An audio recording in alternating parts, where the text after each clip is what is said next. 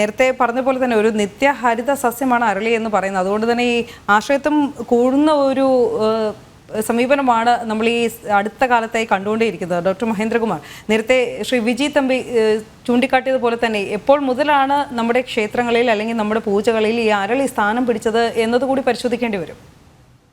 എന്തായാലും അധിക നാൾ ഉണ്ടാവത്തില്ല. കാര്യം എനിക്ക് തോന്നുന്നത് ഈ പ്രാദേശികമായിട്ട് അരളി നട്ടുവളർത്തി അവിടെ നിന്ന് ക്ഷേത്രങ്ങളിലേക്ക് പൂക്കൾ ഭക്തജനങ്ങൾ കൊണ്ടുകൊടുത്തത് ചിലപ്പോൾ പഴയ കാലത്ത് തന്നെ ഉണ്ടായിരിക്കാം. ഒരുപക്ഷെ അരളിയുടെ വിഷത്തെ പറ്റി ധാരണയില്ലാത്തത് കൊണ്ട് അങ്ങനെയൊക്കെ ചെയ്തിട്ടുണ്ടാവാം. പക്ഷെ എങ്കിലും പൊതുവെ എല്ലായിടത്തും ഉപയോഗിക്കാൻ വേണ്ടി പറയുന്ന തെറ്റി ആവട്ടെ, തുളസി ആവട്ടെ, മന്ദാരങ്ങൾ, അതുപോലെ തന്നെ നന്ദ്യാർവട്ടം, താമര, അശോകം, ചെമ്പകം, പിന്നെ പിച്ചി, മുല്ല തുടങ്ങിയിട്ട് എല്ലാ ദേവതമാർക്കും ഉപയോഗിക്കാൻ പറഞ്ഞിട്ടുള്ള പൂക്കളുണ്ട്.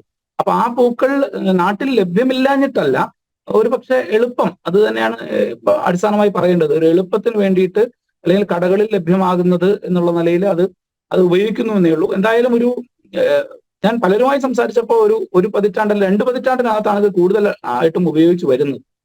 അതിനു മുമ്പൊക്കെ ഈ പറഞ്ഞ മാതിരിയൊക്കെ തെറ്റിയും തുളസിയും മറ്റു പൂക്കൾ 10-20ഓളം പൂക്കൾ പൂജയ്ക്ക് യോഗ്യമായി പറയുന്നതൊക്കെ, പൊതുവെ ഉപയോഗിക്കാൻ പറയുന്നതൊക്കെ സ്വീകരിച്ചിരുന്നു കേരളത്തിലെ. ഇത് ഇപ്പോഴും അരളി നാലമ്പലത്തിനകത്തേക്ക് കയറ്റാത്ത ക്ഷേത്രങ്ങൾ ധാരാളമുണ്ട് കേരളത്തിൽ. അപ്പൊ അതൊന്നും കാണാതെ അരളി ഉപയോഗിക്കാം എന്ന് മാത്രമല്ല, ഇതിനകത്ത് ഏറെ രസകരമായ സംഗതി എന്ന് പറയുന്നത് കരവീരം എന്ന് പറയുന്നത് ഏത് ഇനം അരളിയാണ്. അരളി പലതുണ്ട്.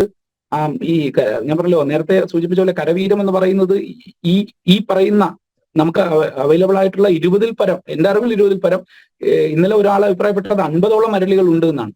അപ്പൊ ചിലതിൽ വിഷാംശം കുറവായിരിക്കാം, ചിലതിൽ കൂടുതലായിരിക്കാം. അപ്പോ വിഷാംശം കുറവുള്ളത് പൂജയ്ക്ക് സ്വീകരിക്കാം എന്ന പക്ഷക്കാരുണ്ട്, എന്ന അഭിപ്രായം പറയുന്ന ആചാര്യന്മാർ വരെ ഉണ്ട്. പക്ഷേ അറിഞ്ഞുകൊണ്ട് എന്തിനാണ് അങ്ങനെ റിസ്ക് എടുക്കുന്നത്? പ്രത്യേകിച്ചും ഈ ഭക്തജനങ്ങൾക്ക് നൽകുന്ന നിവേദ്യത്തിലൊക്കെ ഈ പൂ വീഴാറുണ്ട് എന്നുള്ളതുണ്ട്. ഒരുപക്ഷെ ഒരു അരളി ഏതള് കഴിച്ചാൽ ഒന്നും ആരും മരിച്ചു പോകില്ല. തിരുവനന്തപുരത്തെ പത്മനാഭസ്വാമി ക്ഷേത്രത്തിൽ അടക്കമുള്ള മഹാക്ഷേത്രങ്ങളിലൊക്കെ ഇന്നും അരളി ഉപയോഗിക്കുന്നു എന്ന് വാദം ഉന്നയിക്കുന്നവരുണ്ട്. പക്ഷേ എല്ലാവർക്കും ഒരേപോലെ ആയിരിക്കില്ല വിഷാംശം ഫലിക്കുന്നത്. ചിലർക്ക് അത് തീർച്ചയായും ഈ ഒരു വിഷയവുമായി ബന്ധപ്പെട്ട് പ്രതികരിക്കാനായി രസതന്ത്ര വിദഗ്ധൻ ഡോക്ടർ അബി പോൾ കൂടി നമ്മളോടൊപ്പം ചേരുന്നുണ്ട്. ഡോക്ടർ അബി പോൾ, എന്താണ് താങ്കൾക്ക് ഈ വിഷയത്തിൽ പറയാനുള്ളത്? താങ്കൾ എങ്ങനെയാണ് ഇത് മനസ്സിലാക്കുന്നത്? ശരിക്കും അരളിപ്പൂവ്, അരളിച്ചെടി വിഷാംശം ഉള്ളത് തന്നെയാണോ? അരളിപ്പൂവിലും അതുമാതിരി അരളിച്ചെടിയിലും വിഷാംശം ഉണ്ടെന്നുള്ളത് നമുക്കറിയാം. അത് ഈ പറഞ്ഞ അത്രയ്ക്ക് വലിയ ക്വാണ്ടിറ്റി ആയിട്ട് എനിക്കത് ഫീൽ ചെയ്തിട്ടില്ല. കാരണം എന്താണെന്ന് വെച്ച് കഴിഞ്ഞാല്, അങ്ങനെയാണെങ്കിൽ നമ്മളിപ്പോ ഈ ഗ്രാമത്തിലും നമ്മുടെ ഇപ്പൊ ഈ പറമ്പിലൊക്കെ ഏറ്റവും കൂടുതൽ കാണുന്ന ചെടികളിലൊന്നാണ് ഈ അരളിച്ചെടി എന്ന് പറയുന്നത്.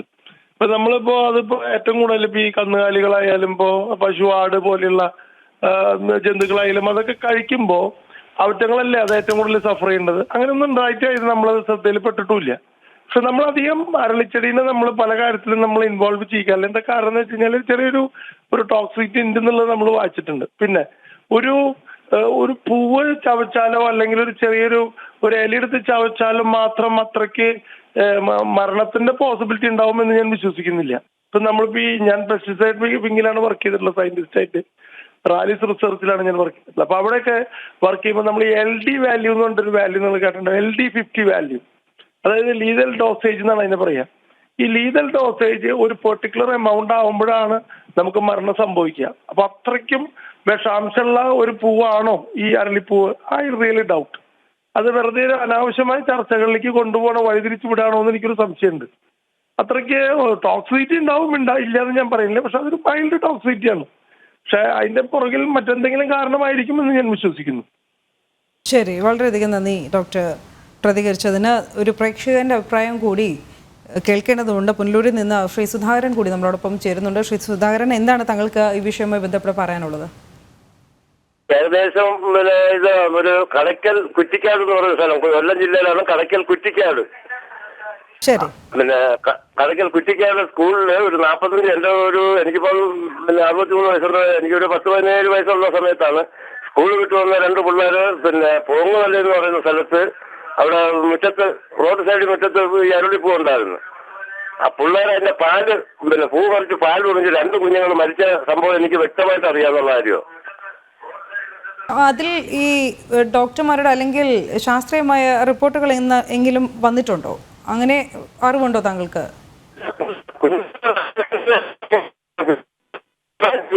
അതൊന്നും എനിക്കിപ്പം യൂത്ത് സ്കൂളാണ്. പിന്നെയാണ് അവിടെ ഹൈസ്കൂളൊക്കെ വന്നത്.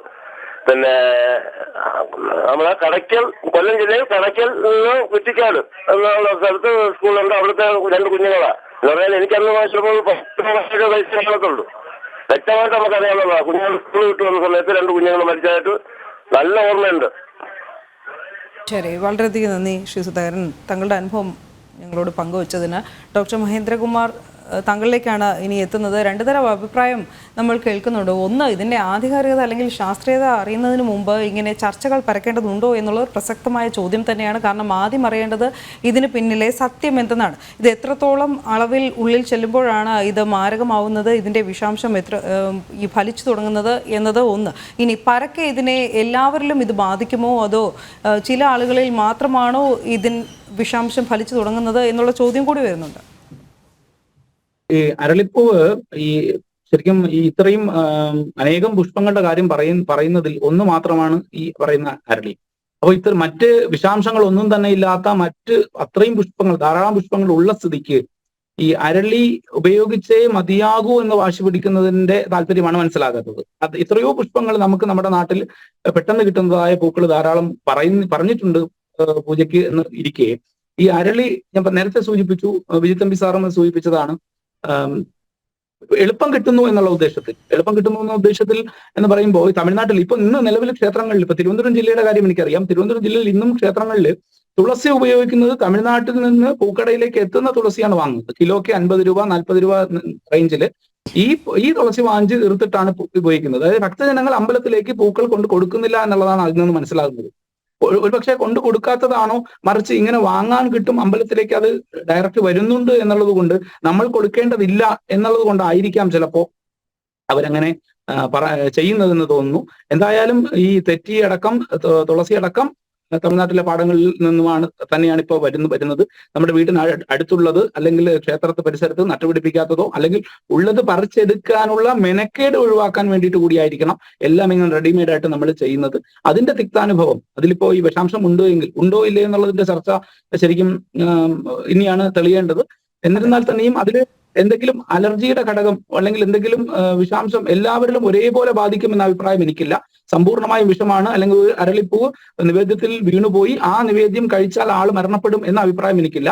പക്ഷെ ചിലരിലെങ്കിലും അതിന്റെ സ്വാധീനം വിപരീത സ്വഭാവത്തിൽ ഉണ്ടാകും എന്ന് തന്നെയാണ് വിശ്വസിക്കുന്നത്. ചിലരിൽ അത് കണ്ടിട്ടും. ശരി, ഇപ്പോൾ ഈ ശശികല ടീച്ചർ കൂടി നമ്മളോടൊപ്പം ചേരുന്നുണ്ട്. ശ്രീമതി ശശികല ടീച്ചർ, ഈ അരളിപ്പൂവ് വിഷയവുമായി ബന്ധപ്പെട്ട ചർച്ചകൾ പരക്കുന്നത് കൊണ്ടാണ് അതിന്മേലുള്ള സ്പെഷ്യൽ ഡിബേറ്റ് ഞങ്ങളും സംഘടിപ്പിക്കുന്നത്. അതിൽ ചോദ്യം ഉയരുന്നത് പറയാം. അതിൽ ആദ്യം ഒരു കാര്യം പറയാനുള്ളത്, തിരുവിതാംകൂർ ദേവസ്വം ബോർഡിൻ്റെ പ്രതികരണം ഇന്ന് വന്നിരുന്നു. തൽക്കാലം അരളിപ്പൂവിന് വിലക്കില്ല, ദേവസ്വം ബോർഡ് കീഴിലെ ക്ഷേത്രങ്ങളിൽ ഇത് തുടരും. ഈ ശാസ്ത്രീയമായ റിപ്പോർട്ട് വന്നതിന് ശേഷമായിരിക്കും, അല്ലെങ്കിൽ ആധികാരിക റിപ്പോർട്ട് ലഭിച്ചതിന് ശേഷമായിരിക്കും നടപടി എന്നാണ് പറയുന്നത്. പക്ഷേ ഈ ഒരു വാർത്ത, സൂര്യയുടെ മരണവുമായി ബന്ധപ്പെട്ട വാർത്ത വന്നതിന് ശേഷം ആശങ്കയും പരക്കുന്നുണ്ട്. ഇവിടെ തീർച്ചയായും കേൾക്കാവോ അല്ലേ? അതെ, കേൾക്കാം. തിരുവിതാംകൂർ ദേവസ്വം ബോർഡ് അടക്കം എല്ലാ ദേവസ്വം ബോർഡുകളും ക്ഷേത്രങ്ങളും ഇങ്ങനൊരു വാർത്തയെ വരുമ്പോ അതിന്റെ ആധികാരികമായി വരട്ടെ എന്ന് പറഞ്ഞ് കാക്കുന്നതിനപ്പുറം ഇതൊരു ആശങ്കയായി നിലനിൽക്കുന്നുണ്ടെങ്കിൽ അത് ഒഴിവാക്കാൻ ശ്രമിക്കുകയായിരുന്നു വേണ്ടത്. റിപ്പോർട്ട് വന്നതിന് ശേഷം കുഴപ്പമില്ല എന്നാണ് പറയുന്നത് എങ്കിൽ മറിച്ച് ചിന്തിക്കുക. കാരണം ജനങ്ങളെ ദോഷമായി ബാധിക്കുന്ന ഒരു വിഷയമാണല്ലോ. മാത്രമല്ല, നമുക്ക് എപ്പോഴും മുൻകാലങ്ങളിൽ ഇത് പൂജയ്ക്ക് ഉപയോഗിച്ചിരുന്നു എന്നതിന് അധികമാർക്കും അതിനെപ്പറ്റി ധാരണയുണ്ടാവില്ല. ഇപ്പൊ ഇത് കമേഴ്സ്യലൈസ് ചെയ്യപ്പെട്ടപ്പോഴാണ് തമിഴ്നാട്ടിൽ നിന്ന് വ്യാപകമായി ഈ പൂക്കൾ വരികയും ഇത് വളരെ വിപുലമായി ഉപയോഗിക്കുകയൊക്കെ ചെയ്യുന്നത്. ശരിക്കും ഔഷധ ഗുണമുള്ള പുഷ്പങ്ങളാണ് പൂജയ്ക്ക് എടുക്കുന്നത്. തുളസിയും പൂവളും ഒക്കെ ഔഷധ ഗുണം ഇല്ലാതെ പോലും എടുക്കുന്നത്, അതിന്റെ പൂവല്ലാതെ പോലും പൂജയ്ക്ക് എടുക്കുന്നത് ഔഷധ ഗുണമുള്ളത് കൊണ്ടാണ്. അപ്പോഴാണ് വിഷമുണ്ടോ എന്ന് സംശയിക്കുന്ന ഒരു പുഷ്പം. തീർച്ചയായും അത് അകറ്റി നിർത്തുക എന്നുള്ളതാണ് ആരോഗ്യകരം. കാരണം സമൂഹത്തിലെ ക്ഷയവും ക്ഷതവും ഇല്ലാതാക്കേണ്ട കേന്ദ്രങ്ങളാണ് ക്ഷേത്രങ്ങൾ. അവ ക്ഷതം ഉണ്ടാക്കാൻ ഒരിക്കലും നിമിത്തമാകരുത് എന്നാണ് പറയാനുള്ളത്. തീർച്ചയായും വളരെ നന്ദി ശശികല ടീച്ചർ പ്രതികരിച്ചതിന്. ഡോക്ടർ മഹേന്ദ്രകുമാർ, താങ്കളുടെ അഭിപ്രായം തന്നെയാണ് ടീച്ചറും രേഖപ്പെടുത്തിയത്. കാരണം ഇത് തൽക്കാലമെങ്കിലും മാറ്റി നിർത്തണം, ഇതിലൊരു ആധികാരിക റിപ്പോർട്ട് വരട്ടെ എന്ന് കാത്തിരിക്കാൻ എങ്ങനെ കഴിയുന്നു എന്നാണ് ടീച്ചർ മുന്നേക്കുന്ന ചോദ്യം. ഇതിനകത്ത് ശ്രദ്ധിക്കേണ്ട ഒരു കാര്യം വെച്ചാൽ, ഒരു ക്ഷേത്രത്തിലെ പൂജയ്ക്ക് ഉപയോഗിക്കുന്ന പ്രധാന വസ്തുക്കൾ, ഇപ്പം പഞ്ചഭൂതങ്ങളുടെ ഒരു പ്രതീകമായിട്ട് 5 വസ്തുക്കളാണ് ക്ഷേത്രത്തിൽ ദേവന്റെ ബിംബത്തിന്റെ മുന്നിൽ പൂജ കഴിക്കുമ്പോൾ ഉപയോഗിക്കുന്നത്. ഇപ്പം പഞ്ചഭൂതങ്ങൾ പൃഥ്വി, ഭൂമിയുടെ പ്രതീകമായിട്ട് ചന്ദനം ഒരു ചന്ദനോടത്തിനകത്ത് ചന്ദനം, അരച്ച ചന്ദനം പുഷ്പം ഉപയോഗിച്ച് ദേവന്റെ പാദത്തിലേക്ക് സമർപ്പിക്കും. അതുപോലെ തന്നെ വെള്ളം ഉപയോഗിക്കാറുണ്ട്, അത് ജലഭൂതത്തിന്റെ പ്രതീകമാണ്. വായു, അഗ്നി എന്നിങ്ങനെ ഭൂതങ്ങളുടെ പ്രതീകമായിട്ട് ധൂപവും കൊടിവിളക്കിലുള്ള ജ്വാലയും, അതുപോലെ ആകാശഭൂതത്തിന്റെ പ്രതീകമായിട്ടാണ് പുഷ്പത്തെ പറയുന്നത്. അപ്പൊ ഈ പഞ്ചഭൂതങ്ങൾ പൂജയിൽ ദേവന് സമർപ്പിച്ച് ദേവശരീരത്തിന്റെ വൃദ്ധി, നമ്മൾ അന്നം കഴിച്ച് ശരീരത്തിന്റെ വൃദ്ധി വരുന്നത് പോലെ ദേവന്റെ ശരീരവൃദ്ധി വരുന്നു എന്നുള്ള ചില സങ്കല്പങ്ങളുണ്ട്. അതിൽ ഈ പഞ്ചഭൂതങ്ങളിൽ മറ്റെല്ലാ ഭൂതങ്ങളും നമ്മുടെ ശരീരത്തിൽ പ്രത്യക്ഷത്തിൽ കാണാമെങ്കിലും, ഉദാഹരണത്തിന് പൃഥ്വി എന്ന് പറയുന്നത് നമ്മുടെ ശരീരത്തിലെ അസ്ഥികളാണ് എങ്കിൽ, അതുപോലെ തന്നെ ജലം എന്ന് പറയുന്നത് നമ്മുടെ ശരീരമാകെ 3/2 ഭാഗമുള്ള വെള്ളം, രക്തം, അങ്ങനെയുള്ള ജലപദാർത്ഥങ്ങളാണ് എങ്കിൽ, വായുവും അഗ്നിയും ഒക്കെ ഊഷ്മാവും പ്രാണനുമായി ശരീരത്തിലുള്ളതുപോലെ ആകാശഭൂതത്തിന്റെ പ്രതീകം എന്ന് പറയുന്നത് മനസ്സാണ്. അപ്പൊ ഒരു പൂജയ്ക്കകത്ത് ഉപയോഗിക്കുന്ന പുഷ്പങ്ങൾക്ക് ഒരു ദേവതയുടെ മനസ്സിനെ സ്വാധീനിക്കാൻ കഴിയും എന്നുള്ളതും, അല്ലെങ്കിൽ ഒരു ദേവതയുടെ മാനസിക അവസ്ഥ എന്താണോ ആ മാനസികാവസ്ഥയ്ക്ക് അനുരൂപമായിട്ടുള്ള പുഷ്പങ്ങളെ പൂജയ്ക്ക് ഉപയോഗിക്കുക എന്നുള്ളതാണ് ആചാര്യന്മാർ പറഞ്ഞു വെച്ചിട്ടുള്ളത്. അതുകൊണ്ടാണ് പൂക്കളെ ശൈവം, വൈഷ്ണവം, ശാക്തയും എന്നിങ്ങനെ പൂക്കളിൽ പോലും തരംതിരിച്ചിട്ടുള്ളത്. അതായത് ശിവനുമായി ബന്ധപ്പെട്ട ദേവതമാർക്ക് ഇത്തരം പുഷ്പങ്ങൾ ഉപയോഗിക്കാറുണ്ട്. വിഷാംശമുള്ള ചില പൂക്കൾ തന്നെ വിശേഷമായിട്ടുള്ള ചില ക്രിയകൾക്ക് വേണ്ടി ശാക്തീയ സമ്പ്രദായത്തിൽ ഉപയോഗിക്കാറുണ്ട്. അത് അത്തരത്തിലുള്ള മൂർത്തികൾ അത്രയും, അതായത് വിഷമായാലും രക്തമായാലും മദ്യമായാലും ഉപയോഗിക്കാൻ വിധിക്കപ്പെട്ടുള്ള ചില വിധാനങ്ങളിൽ അത്തരം പൂക്കളും ഇലകളും ഉപയോഗിക്കാറുണ്ട് എന്ന് കരുതി അത് സാമാന്യവൽക്കരിക്കുക സാധ്യമല്ല. മറ്റെല്ലാ ക്ഷേത്രങ്ങളിലേക്കും അത് ഉപയോഗിക്കാറില്ല. അപ്പൊ നമ്മുടെ ആചാരങ്ങൾ പരിശോധിച്ചാൽ തന്നെ നമുക്കറിയാം. ഇപ്പോ നരസിംഹമൂർത്തിക്ക് പാനകം നിവേദിക്കാറുണ്ട്, ഉണ്ണികൃഷ്ണന് വെണ്ണ നിവേദിക്കാറുണ്ട് എന്ന് കരുതി രണ്ടും വിഷ്ണുവിന്റെ അവതാരമാണ് എന്നതുകൊണ്ട് ഈ പാനകം കൃഷ്ണനും കൊടുക്കാറില്ല, കൃഷ്ണന് നിവേദിക്കുന്ന വെണ്ണ നരസിംഹനും നിവേദിക്കാറില്ല. ഇതൊക്കെ മൂർത്തിഭേദം അനുസരിച്ച് ഇതിലെല്ലാം ധാരാളം വ്യത്യാസം വരും. അപ്പോൾ ദേവതയുടെ മനസ്സിന് അനുരൂപമായിട്ടുള്ള പൂക്കളാണ് സാധാരണഗതിയിൽ ഉപയോഗിക്കാറുള്ളത്. കാരണം ആകാശഭൂതത്തിന്റെ പ്രതീകമാണ് പൂവ്, ദേവതയുടെ മനസ്സിനെയാണ് അത് സ്വാധീനിക്കുക. അപ്പൊ ദേവതയുടെ സ്വഭാവത്തിനും മാനസികാവസ്ഥയ്ക്കും യോജിക്കാത്ത, അല്ലെങ്കിൽ അതിലേക്ക് എന്തെങ്കിലും തരത്തിലുള്ള സംഭാവനകൾ കൊടുക്കാൻ സാധിക്കാത്ത പൂക്കളെ ഒഴിവാക്കുക എന്നത് തന്നെയാണ് തന്ത്രശാസ്ത്രം പഠിക്കുമ്പോൾ നമുക്ക് മനസ്സിലാകുന്നത്. അപ്പൊ അങ്ങനെ വരുമ്പോൾ ദേവതയുടെ തത്വങ്ങൾ, ദേവതയുടെ സ്വഭാവം, ഇതിനനുരൂപമായിട്ടുള്ള പൂക്കളാണ് ആചാര്യൻ കൃത്യമായി നിശ്ചയിച്ചിട്ടുണ്ട്. അപ്പൊ അതിലൊന്നും പെടാത്ത, പ്രത്യേകിച്ച് അതിൽ പറയുന്നുണ്ട് നിർഗന്ധം, ഗന്ധമില്ലാത്ത പൂക്കളെ ഒഴിവാക്കുക. പൂക്കളെ ഒഴിവാക്കുന്ന ഘട്ടം പറയുമ്പോൾ പറയണം, പൂക്കള് ഗന്ധമില്ലാത്തത് ഒഴിവാക്കുക, താഴെ വീണത് ഒഴിവാക്കുക, ദ്വാരം വീണത് ഒഴിവാക്കുക, ഇതൾ കൊഴിഞ്ഞത് ഒഴിവാക്കുക. അക്കൂട്ടത്തിൽ പറയുന്നുണ്ട് വിഷമയമായത്, ദുഷ്ടപുഷ്പം എന്ന് പറയുന്നുണ്ട്, വിഷമയമായ പൂക്കൾ ഒഴിവാക്കുക. അരളിക്ക് വിഷമുണ്ടോ വിഷമില്ലയോ എന്നുള്ള റിപ്പോർട്ട് വരുന്നത് പിന്നെ ആകട്ടെ. പക്ഷെ അരളിക്ക് വിഷാംശമുണ്ട് എന്ന് ആയുർവേദ ആചാര്യന്മാർ പറഞ്ഞിട്ടുണ്ട്. അകമേക്ക് കൊടുക്കുന്ന മരുന്നുകളിൽ ഒന്നും തന്നെ അരളിയുടെ പദാർത്ഥങ്ങൾ ഉപയോഗിക്കാറില്ല. പുറമേക്ക് പുരട്ടുന്ന ചില രോഗങ്ങൾക്ക് പുരട്ടുന്ന മരുന്നുകളിൽ മാത്രമാണ് അരളിയെ ഉപയോഗിച്ച് കണ്ടിട്ടുള്ളത് ആയുർവേദത്തിൽ. അപ്പൊ സ്വാഭാവികമായും അതിനകത്തൊരു വിഷാംശമുണ്ട് എന്നൊരു ധാരണയുള്ളത് കൊണ്ടായിരിക്കുമല്ലോ അകത്തേക്കുള്ള മരുന്നുകളിൽ ബോധപൂർവം അത് ഒഴിവാക്കിയത്. പുറമേക്കുള്ള പെട്ടെന്ന് വ്രണം കരിക്കുന്ന തരത്തിലുള്ള ചില മരുന്നുകൾക്ക്, ആയുർവേദ മരുന്നുകളിൽ അരളിയുടെ പ്രയോഗം കണ്ടിട്ടുണ്ട്. അപ്പോൾ എന്തിനാണ് ഒരു റിസ്ക് എടുക്കുന്നത്? ധാരാളം പൂക്കൾ ഇല്ലാത്തത് കൊണ്ടാണ്. ധാരാളം പൂക്കൾ നമുക്ക് ഉള്ള സ്ഥിതിക്ക് നമ്മൾ അത്തരത്തിലൊരു റിസ്ക് എടുക്കേണ്ടതില്ല. അതില് വിഷം ഉണ്ടാകാതിരിക്കട്ടെ, അത് ഒഴിവാക്കുന്നത്, നിലവിൽ അതിന്റെ ഒരു തീരുമാനമാകുന്നവരെ ഒഴിവാക്കുന്നത് തന്നെയാണ് നല്ലത്. പണ്ടേ ആചാര്യന്മാർ അരളി സമ്പൂർണ്ണമായും ഒഴിവാക്കി തന്നെയാണ് കണ്ടിട്ടുള്ളത്. തീർച്ചയായും. ഡോക്ടർ മഹേന്ദ്രകുമാർ, ഒന്നുകൂടി താങ്കളുടെ ഫേസ്ബുക്ക് പോസ്റ്റിൽ ഈ ഡൽഹി സർവകലാശാലയിലെ രസതന്ത്ര വിഭാഗം പ്രൊഫസർമാരുടെ ഒരു ഗവേഷണം കോട്ട് ചെയ്തിരിക്കുന്നത് ശ്രദ്ധയിൽപ്പെട്ടിരുന്നു. അതിൽ ഈ അരളിച്ചെടിയുടെ വേരിലെ തൊലിക്ക് ശ്വാസകോശത്തിൻ്റെ സങ്കോച വികാസശേഷി വർദ്ധിപ്പിക്കുന്നതിനുള്ള കഴിവ് കണ്ടെത്തിയിട്ടുണ്ട് എന്നതാണ് പറയുന്നത്. പക്ഷേ ഇതെല്ലാം ക്രോഡീകരിച്ച് വിശദമായൊരു റിപ്പോർട്ട് ഉടൻ തന്നെ സർക്കാരിൻ്റെ ഭാഗത്ത് നിന്ന് ലഭിക്കേണ്ടതുണ്ടോ? കാരണം ഇങ്ങനെ നിരവധി സംശയങ്ങൾ പലയിടത്തു നിന്ന് വരുന്നുണ്ട്. ആളുകൾക്ക് ഈ വാർത്തകൾ, ഈ സൂര്യയുടെ മരണവുമായി ബന്ധപ്പെട്ട വാർത്ത വന്നപ്പോൾ മുതൽ പല ചാനലുകളും അല്ലെങ്കിൽ പല പത്രമാധ്യമങ്ങൾ ഉൾപ്പെടെയുള്ളവ ഇത് ചർച്ചയ്ക്ക് വെക്കുന്നതാണ്. അതുകൊണ്ട് തന്നെ ആളുകളിൽ ഒരുപാട് സംശയങ്ങളുമുണ്ട്. ഇത് ദൂരീകരിക്കാനുള്ള ഒരു ബാധ്യത സർക്കാരിന് തന്നെയല്ലേ? തീർച്ചയായും സർക്കാരിന് അതിന്റെ ഉത്തരവാദിത്തമുണ്ട്.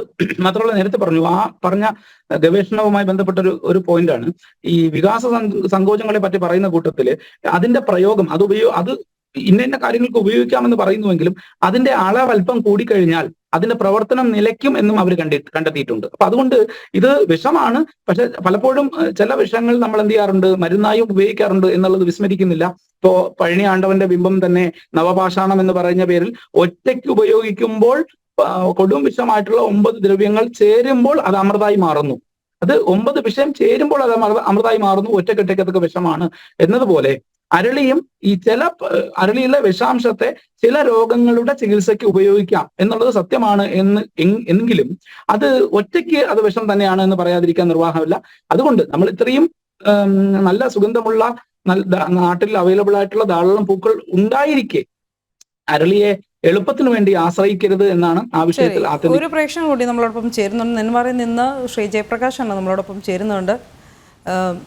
ശ്രീ ജയപ്രകാശ്, താങ്കളുടെ അഭിപ്രായം? മാഡം പറയാം, കേൾക്കാം. അല്ല മാഡം, അതായത് നമ്മളിപ്പോ ഇത് പായസത്തിലായാലും ഇനിയിപ്പോ ദൈവങ്ങൾക്ക് ഇപ്പൊ പൂജ കഴിക്കുന്ന കാര്യങ്ങൾക്ക് ഇപ്പൊ ഈ വക പൂക്കള് എടുക്കുന്നതുകൊണ്ട് ഇപ്പൊ നമുക്ക് വലിയൊരു പ്രശ്നമില്ല എന്നുള്ളതാണ് ഞങ്ങളുടെ അഭിപ്രായം. കാരണം വിഷാംശമുള്ള ഒരുപാട് പൂക്കൾ വേറെ ഉണ്ടല്ലോ. അതുകൊണ്ട് അതെ, വിഷാംശമുള്ള വേറെയും പൂക്കൾ ഒരുപാടുണ്ട്. കാര്യം ഇപ്പൊ നമ്മുടെ വീട്ടിലിപ്പോ ഒരു ഓണത്തിന്റെ ടൈമിൽ നമ്മൾ പൂക്കളം ഇടുന്ന സമയത്ത് മഞ്ഞറള്ളി അതേമാതിരി പല പൂക്കൾ നമ്മൾ കൊണ്ടുവരുന്നുണ്ട്. അപ്പൊ അതിലൊക്കെ ഇപ്പൊ ഈ വിഷാംശങ്ങൾ ഉണ്ട് എന്നുള്ളത് എല്ലാവർക്കും അറിയുന്ന കാര്യമാണ്. അല്ല ശ്രീ ജയപ്രകാശ്, ഈ ഒരു വിഷയത്തിൽ പലർക്കും അത്യന്തയുണ്ടെന്നാണ് ഈ സൂര്യയുടെ മരണവുമായി ബന്ധപ്പെട്ട റിപ്പോർട്ടുകൾ ചൂണ്ടിക്കാട്ടുന്നത്. അതുകൊണ്ട് തന്നെയാണ് ഇത് ചർച്ചയ്ക്ക് എടുക്കേണ്ടി വരുന്നത്. മാഡം, ഞാൻ പറയാൻ കാരണം എന്റെ വീടിന്റെ മുറ്റത്ത് തന്നെ, എന്റെ വീട്ടിന്റെ തറവാട്ടമ്പലത്തിന്റെ മുറ്റത്ത് തന്നെ ഒരു സാധാരണ നമ്മൾ ഈ മരമായിട്ട് വളരുന്ന ഒരു അരളി ഉണ്ട്.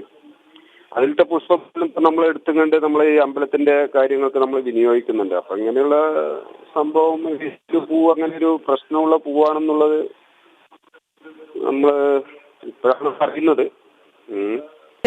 ശരി, വളരെയധികം നന്ദി ശ്രീ ജയപ്രകാശ്, താങ്കളുടെ അഭിപ്രായം രേഖപ്പെടുത്തിയതിന്. ഡോക്ടർ മഹേന്ദ്രകുമാർ, അവയർനെസ് അല്ലെങ്കിൽ ബോധവൽക്കരണമാണ് ആവശ്യം എന്നാണ് അദ്ദേഹം സൂചിപ്പിച്ചതെന്ന് മനസ്സിലാക്കുന്നു. ശരിയാണ്. പക്ഷെ പറയാനുള്ളത് അരളി എത്ര തരമുണ്ട് എന്നും എന്തായാലും സർക്കാർ അരളിയുടെ വിഷാംശത്തെ പറ്റി പഠിക്കുകയാണ് എങ്കിൽ എത്ര തരം അരളി ഉണ്ട് എന്ന് എണ്ണമെടുക്കുകയും അത് ഓരോ അരളിയുടെയും വിഷാംശത്തെ പ്രത്യേകം രേഖപ്പെടുത്തണം എന്നുമാണ് അതിനകത്ത് പറയാനുള്ളത്. കാരണം അത് എത്ര തരമുണ്ട് എന്നുള്ളതിൽ പോലും ഇപ്പോഴും ഒരു കൃത്യത വന്നിട്ടില്ല. പല ദേശങ്ങളിൽ പല നിറത്തിലുള്ള പൂക്കളായിട്ടുണ്ട്, പല തരം അരളിയായിട്ട് പറയുന്നുണ്ട്. അപ്പോ 20 പക്ഷമുണ്ട്, 50ഓളം അരളിയുണ്ട് എന്ന് പറയുന്നുണ്ട്. അപ്പൊ എന്തായാലും അതിനെപ്പറ്റി പഠിക്കുന്നത് നന്നായിരിക്കും. ശരി, വളരെയധികം നന്ദി ശ്രീ മഹേന്ദ്രകുമാർ, ഞങ്ങളോടൊപ്പം ഇത്രയും സമയം സഹകരിച്ചതിന്. ഈ സ്പെഷ്യൽ ഡിബേറ്റ് ഇവിടെ പൂർണ്ണമാവുകയാണ്. എല്ലാവർക്കും നന്ദി, നമസ്തേ.